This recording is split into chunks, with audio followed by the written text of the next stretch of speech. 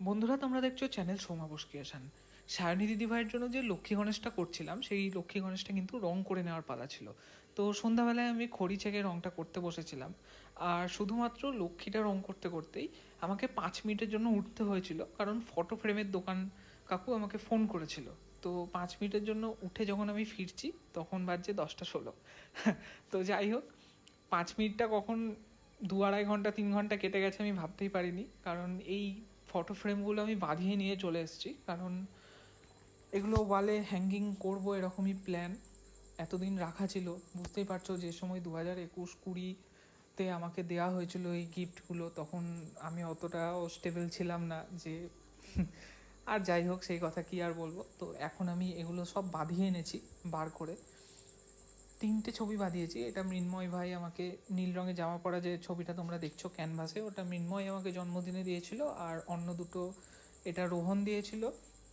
ভাই, আজকে বাঁধিয়ে এনেছি, আশা করি তোর ভাল লাগবে, কমেন্ট করে দিস একটা। আর এটা সৈকতদা ওই করোনা পিরিয়ডে আমাকে ছবিটা এঁকে দিয়েছিল, এটাও খুব সুন্দর, ওই জন্য আমি বাঁধিয়ে নিয়ে এলাম। তো এই সব কটা ছবি দিয়ে আমি ভাবছি আমার যেখানে আমি কাজ করি সেই দেওয়ালে এমনি করে সাজিয়ে রাখবো একটার পর একটা করে কোনোভাবে। তো এখন দেখা যাক কোথায় সাজাই। দেওয়ালেরও তো অবস্থা খুব একটা ভালো না, নিচের দিকে রাখলে আমার রঙের ছিটে কাদার ছিটেও পড়তে পারে, তো সেক্ষেত্রে হয়তো আমাকে উপর দিক করেই টানাতে হবে। তো আপাতত আমার কাছে রাখা আছে, এগুলো সব দেওয়ালে ড্রিল করে স্ক্রু দিয়ে লাগাতে হবে। তো যাই হোক, সেটা অন্য প্রসঙ্গ। কাজে ফিরি। 10টা 10:30টার পর মোটামুটি এরকম রঙের কাজে বসেছিলাম। লক্ষ্মীটা শুধুমাত্র খড়ি করা ছিল, তারপর কিন্তু গণেশ রং করেছি। আর আমার মোটামুটি টার্গেট ছিল যে সেট পাটের কাজটা অবধি কাজটা করে রাখা, কিন্তু কাজ করতে করতে, রং জমিন করতে করতে মুড চলে এসেছিলো এবং কাজটা করতে ভালো লেগে গেছিলো। তো আজকে আমি যখন এখন এই ভয়েসটা দিচ্ছি, তখন ঘড়ি কাঁটায় বাজছে 4টে 4। আর আমি ভয়েসটা দিয়ে হয়তো ভিডিওটা এডিট করব, পোস্ট করব শিডিউল করে, তবেই ঘুমাতে পারবো। ভোর হয়ে যাবে এক কথায়।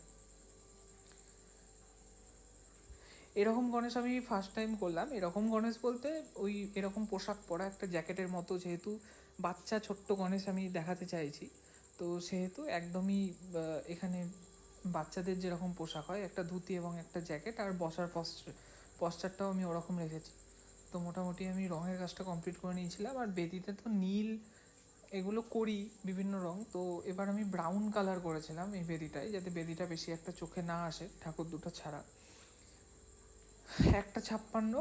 আর আমার মোটামুটি রঙের কাজ শেষ। পাল কালারগুলো করে নেওয়ার পর এবার কিন্তু সেট দেওয়ার পালা ছিল।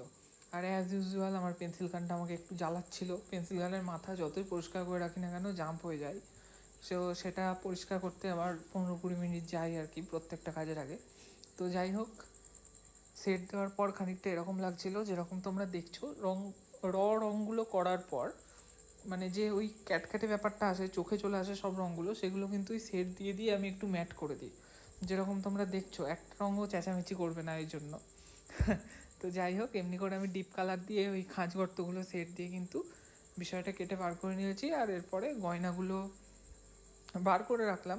সায়নী দিদিভাই একবার দেখো, কমেন্ট করো, যদি কোথাও ভুল লাগে এখনও বলো। আমি গয়নাগুলো পরাইনি, কারণ কাপড়টা এঁকে গয়না পরাবো। তো যেগুলো মোটামুটি মানে তোমার অপছন্দ হওয়ার কোনো জায়গায় নাই, সেহেতু সেইগুলো আমি করে রেখেছি, লাগিয়ে রাখলাম। যেমন পাটটাগুলো, এগুলো খুব সূক্ষ্ম কাজ। তো গয়নাগুলো আমি রেখে দিলাম। তো তুমি একবার দেখে নাও, আমি নিশ্চয়ই কালকে সাজিয়ে তোমাকে ছবি দেবো। 3:39, কাজ এত দূর থাকলো। হাতে চুড়ি ফুড়ি পরিয়ে রেখেছি, শাখা পলাও পরিয়ে রেখেছি। তো ব্যাস, চলো এবার ঘুমাতে হবে। পরের পার্টের জন্য কমেন্ট করে রাখো।